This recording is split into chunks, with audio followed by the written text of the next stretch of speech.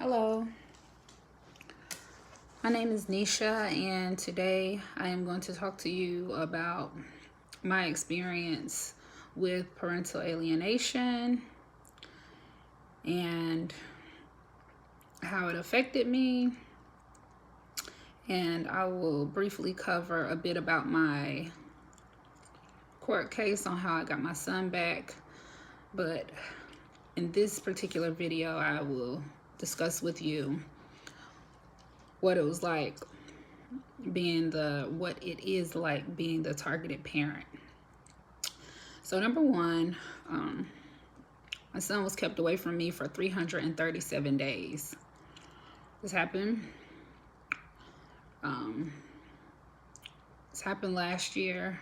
It's very fresh right now. I'm very fresh in my emotions right now because my son just came back last night.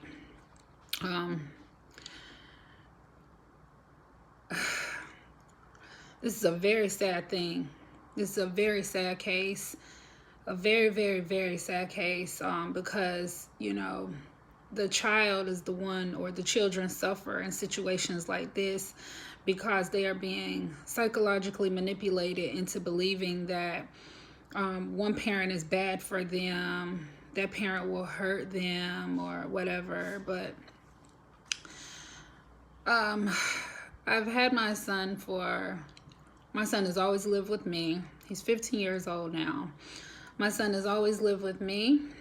I've always taken very good care of him, and I've done it by myself and with the help of my mother, of course. His father wasn't a consistent help to me. As a matter of fact, he didn't really help at all. There was no financial support for me to depend on, and I'm not here to talk down on his dad, but I have to be honest in this situation that I've been in. When he took my son was actually supposed to go with him for a weekend, and instead of him going for a weekend, he ended up staying for 337 days.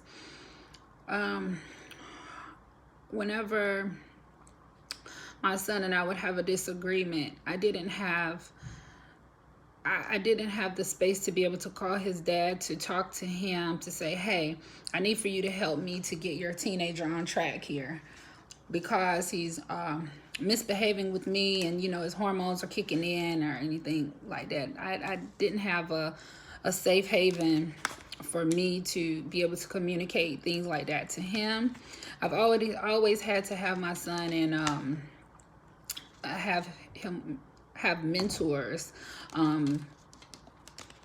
monitored mentors in his life, whether it be his coaches, football, basketball coaches, because I've always had my child in sports since he was the age 4. And so that is how I substituted having a consistent male role model in his life. My father passed away whenever right after my son turned a year old. So I didn't have him to look at either. But the bad thing about my situation, and what made my situation even more disgusting, is that I couldn't go to my son's grandparents for them to help me as well, because his dad was the only child and he could do no wrong in their eyes, and they were worse than him. For instance, they were a part of this alienation too. I always say that it was like dealing with a three-headed dragon. It was his dad, his grandmother, and his grandfather too. In this pact, or in this triangle, it was actually the grandmother who makes all the decisions. She was like the main one who was targeting me, and this started whenever we were actually teenagers. Whenever my son was maybe about the age 2 years old. It was actually, he was actually a year old. His grandmother began to try to make him call her mom. She would encourage him. You know how whenever children, babies, they get it wrong. Sometimes they might call an auntie mom. Well, it's the aunt's responsibilities to say, no, I'm not your mom. She is, or correct the child because they are in learning stages. Well, instead, the grandmother would go along with it to the point where she thought that this was something that was just so funny, and she encouraged my son to call her mother, but he didn't, because I told her face to face that that wouldn't happen, and I redirected my son, and he eventually began to call her Grammy. Fast forward to maybe about the age 8. That's whenever I really felt the first experience, the true experience of alienation. He, at the time, my ex was married, and he and his wife kept my son away from me for 10 days. This wasn't a summer vacation. This wasn't anything of the sort. My child had to go to school and everything, and he kept him for 10 days. And during those 10 days, I didn't hear from my son. They wouldn't let me speak to him. I sent him with a cell phone, but of course I would never abuse the cell phone usage. I wasn't the parent that would call him like every 5 minutes, let alone like every day. It would be just maybe like for emergency purposes. But instead, the grandmother, not even his father, the grandmother would take the phone and put it on the refrigerator. That's what my son told me, because I asked him, I was like, where was your phone? He said, Grammy put it on the top of the refrigerator. Of course, with him being 7 or 8 at the time, that's somewhere where he couldn't reach. And he knew not to do that after she told him not to. I just want to say that these people are masterminds at psychologically manipulating other people. And the reason why I was not accepted into this family was because I was not willing to conform to their ways or her way. See, in this family that I am dealing with, the grandmother, this is her only son, so it was like she wanted to make decisions for me. Although I was 18 whenever I gave birth to my son, it's like she saw me immediately as an unfit mother and also as a threat to her. And it was just so weird. Like, it was, I just, this weird feeling like, she was just so wanted to make every little decision for her son. But I was raised in a home where my family allowed me to make decisions for myself. They would, of course, they would give me rules, but they would allow me the freedom to make some decisions for myself. And I did. I made like good decisions, So I just remember her just trying to like control everything about me as a mother, and our relationship just completely overstepping her boundaries. And she made it known from day one that she did not like me. She said ugly things about my family and ugly things about my parents. And whenever I think about it, whenever I go back, because I actually met this person whenever I was 16, it was actually like a form of, I'm not going to call it child abuse, because she didn't abuse me, but the things that she did to me as a kid was not right. Like emotionally, she would call me names. I remember I was 15 years old. Her nickname for me was Thunder Thighs. And so what if we just think about that here, what business is it for a 40-plus-year-old woman to call a 15-year-old girl Thunder Thighs? Like, let's just think about that. How healthy is that? That's very unhealthy. Well, she converted this behavior towards me in my parenting with my son. Here's the thing. Instead of her son telling her, hey, mom, you need to pump the brakes because this is between us. He instead went along with it, and that is how the alienation began. I mean, that's how the alienation continued. So, for instance,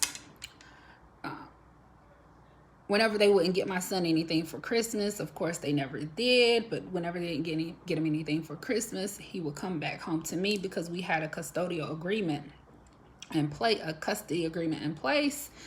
My son would come home and he would say, well, dad didn't get me anything for Christmas because he said that, he has to pay child support. He would pull those cards. And I would say, okay, don't worry about it. You have Christmas here. But I was furious in my mind. Like, in the back of my mind, I'm extremely, like, disgusted with them and with him, because how can you not get your child anything for Christmas, but then, blame it on child support whenever you know that you're not paying anything? Well, that's like psychological manipulation, because he's manipulating his child into believing that I am the bad parent. So, also, this keeping tabs on me. All throughout my son's life, they've constantly asked him, what is this about your mama? And whenever I say they, I mean the grandparents and his dad. Where'd your mama go? Why is your mama here? I remember I went to New Orleans for the Essence Festival, and they badgered my son with questions like, what is your mom doing at the Essence Festival? How does she get money for doing this? Or how does she do that? Or whenever I leave the country, what is she doing here? What is she doing there? Always asking my son all of these questions about me. And if my son wouldn't tell them, then that's whenever they would get, this like funky little attitude with him or not talk to him. Of course, it wouldn't be any like physical abuse, but it's just their whole demeanor and behavior would change. That also is a form of psychologically manipulating a child into behaving the way you want them to, and to also make them believe that the other parent is bad and this one is good. And also, my son was never allowed to celebrate me. I remember whenever I just started noticing that my child would begin to lack empathy for me. And I would see a difference in the way, his friends were behaving with their moms, and how there would always be, I felt like there was like a bridge in between us. The hugs just weren't the same. And it would just be, it was like an invisible bridge or something. I just couldn't put my hands on it for a long time, but my intuition would always tell me, Nisha, something is wrong. Something is really wrong, because your child is not looking at you the same. Your child is not speaking to you the same. Your child is just not communicating with you the way he used to. My son would tell me, I remember one time whenever he got mad, you took my dad to court. You took my dad to court for child support. And he was very angry, to the point where he began to act out on his anger. And I believe that is the level 2 of, the correct term is moderate parental alienation, whenever the child is at the moderate level of it. That's whenever he began to act out. Now, one thing about my son is that he has always said, that he loved me. It didn't get to a point where he just didn't tell me he loved me, but it's like I would receive. Now I'm moving forward to now. Whenever his dad has kept him from me for 337 days. Again, I just got my son back last night. So moving forward to now, at the age 15, my son will lash out at me in text messages. Again, I have not spent not one night with my child. Besides last night, I've not spent one night with him in 337 days. So let's think about that for a minute. To anybody who's watching this, how healthy is it for a child to be away from his mother or father for 337 days or forever that long, and the other parent is okay with it? Is that really okay? The answer is no. There's something wrong with that, because a child does need both of his or her parents, and it becomes parental alienation whenever there is a parent that is not supporting or encouraging the child to have a relationship with the other parent, whenever the other parent is discouraging it, whenever the other parent is trying to manipulate the child and believing that the targeted parent is bad for them. That's whenever it is an act of parental alienation, and that is also whenever it is child abuse. It's psychological child abuse. So I will share, because I can tell you how I feel or have felt all throughout this basically 11 months. I could tell you how I felt, but what I much rather do is upload videos, because I have kept a journal of my emotions throughout this whole experience.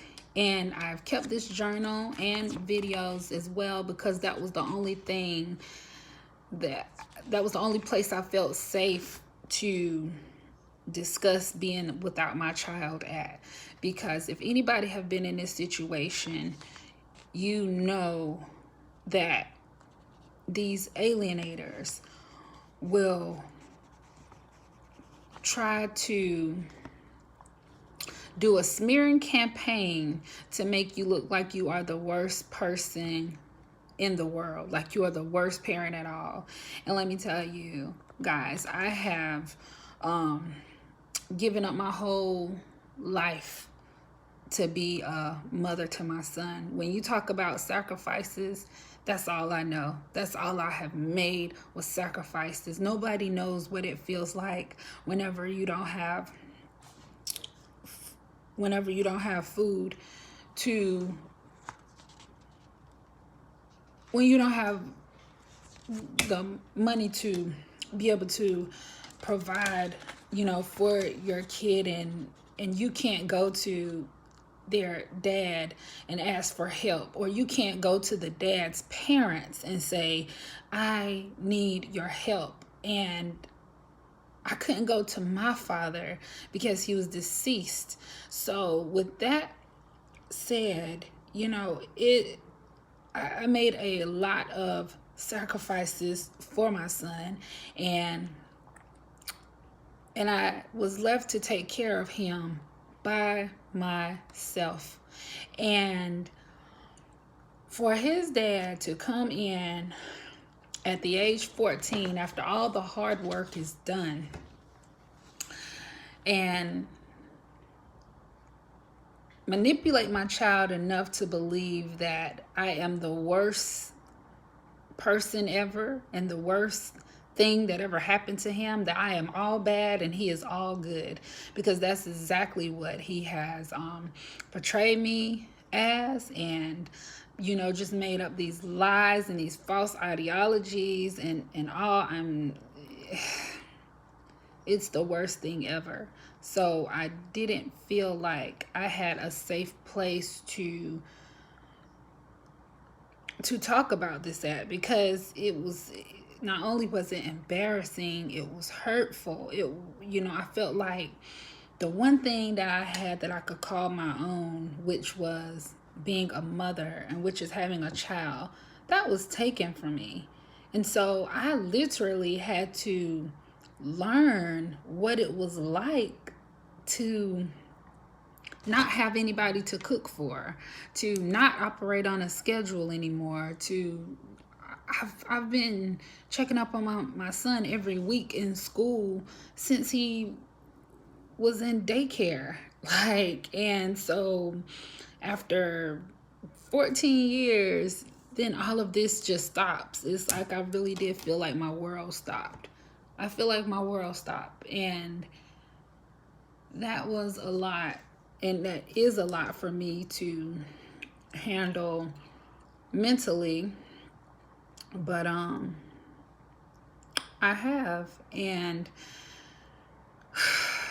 I just want to say, if you are a targeted parent that is watching this video, please find something that is positive to hang on to and hang in there.